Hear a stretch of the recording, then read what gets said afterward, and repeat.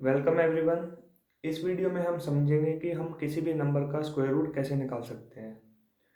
तो square root निकालने से पहले हमें थोड़ी सी एक बेसिक इन्फॉर्मेशन होनी चाहिए कि अगर हम किसी भी नंबर का स्क्वायर करें तो उसका यूनिट प्लेस में क्या आंसर आता है। तो हमारे मैथमेटिक्स में जैसे आप सभी को पता है हमारे पास टोटल 0 से 9 तक डिजिट्स होते हैं। ठीक है, तो हम वहीं से ही चलते हैं। अगर मैं ज़ीरो का स्क्वायर करूं तो मेरे पास यूनिट डिजिट पे हमेशा आएगा ज़ीरो। अगर मैं वन का स्क्वायर करूँ तो आएगा वन, टू का स्क्वायर करूँ तो आएगा फोर, थ्री का स्क्वायर करूँ तो आएगा नाइन और फोर का स्क्वायर करूँ तो आएगा 16। अब 16 का यूनिट प्लेस है सिक्स। ठीक है, और अगर मैं फाइव का करूँ तो आएगा 25, मतलब यूनिट प्लेस पे हमारे पास आ गया पाँच।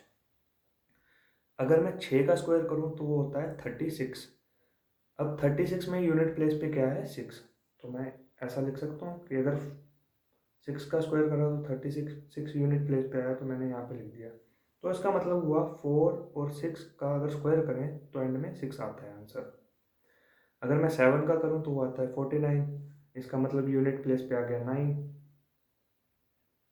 अगर मैं एट का स्क्वायर करूँ वो होता है 64, यूनिट प्लेस पे आ गया फोर। अगर मैं नाइन का स्क्वायर करूँ वो हो गया 81, मतलब यूनिट प्लेस पे वन। और अगर मैं टेन का करूँ तो वो 100, वो हो गया, क्योंकि टेन है वो वन और जीरो के कम्बिनेशन से बना, इसलिए मैंने यहाँ पे टेन नहीं लिखा।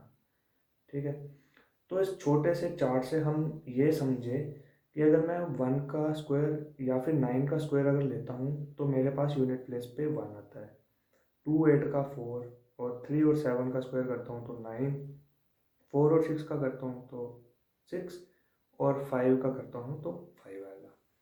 तो हम अपने क्वेश्चन को एक बेसिक सी एग्जांपल से स्टार्ट करेंगे। पहले आइए समझते हैं। अगर हमें निकालना हो 625 का स्क्वायर रूट तो हम कैसे निकालेंगे।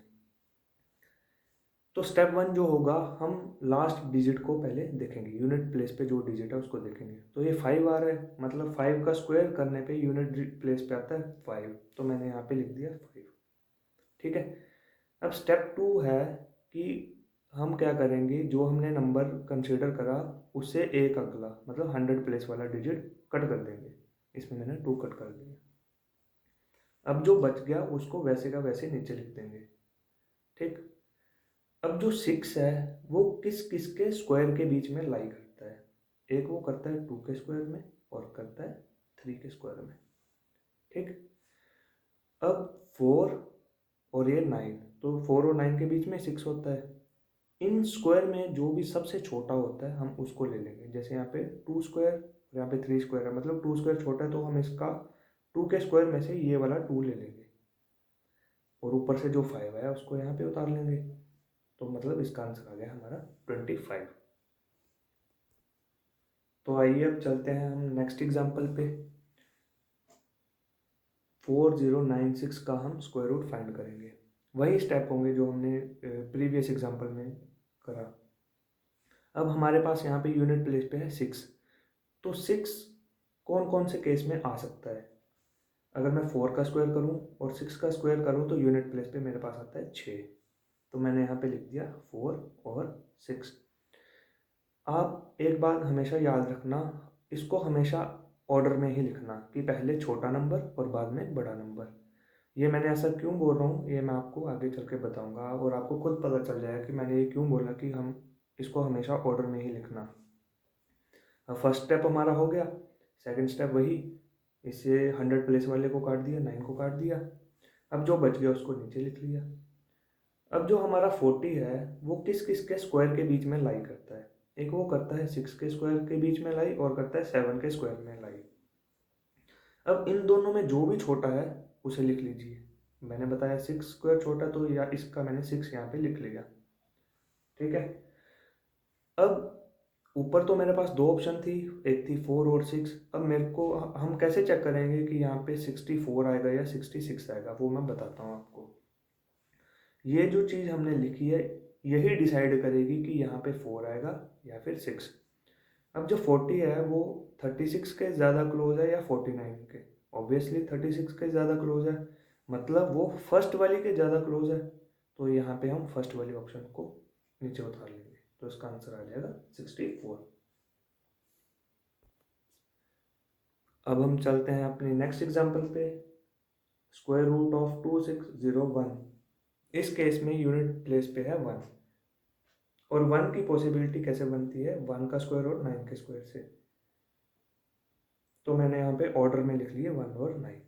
स्टेप 1 हमारा कंप्लीट। स्टेप 2 में नेक्स्ट डिजिट को काट दिया और जो बच गया उसको नीचे लिख लिया। अब ये किस किस के बीच में लाई करता है, 5 और 6 के बीच में। अब 5 और 6 में कौन सा छोटा है, 5 छोटा है, तो मैंने 5 को नीचे उतार लिया।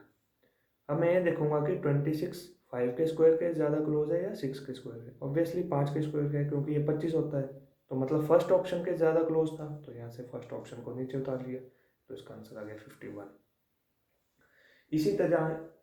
इसी तरीके से हम अगले एग्जाम्पल पे मूव करते हैं कि 2209 का कैसे स्क्वायर रूट हम निकाल सकते हैं। अब 9 है, तो 9 के केस में हमारे पास एक 3 और 7 की वो बनते हैं, चांसेस बनते हैं, क्योंकि 3 का स्क्वायर के एंड में 9 आता है और 7 के स्क्वायर से भी यूनिट प्लेस पे 9 ही आता है। वही सेम स्टेप को हम फॉलो करेंगे। एक को काट दिया, अब जो बचा उसको नीचे लिख लिया। अब 22 कौन कौन से स्क्वायर के बीच में लाई करता है, एक 4 के स्क्वायर में करता है और एक करता है 5 के स्क्वायर में। अब 5 और 4 में से जो सबसे जो छोटा है उसको मैंने नीचे लिख लिया 4। अब मैं ये देखूंगा कि इनमें से 3 नीचे आएगा या 7 नीचे आएगा, वो ये डिसाइड करेगा ये वाली चीज़।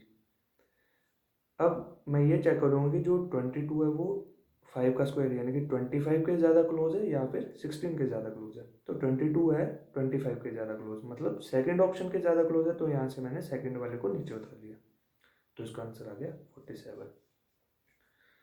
सो आई होप कि आपको ये टॉपिक समझ आ गया होगा।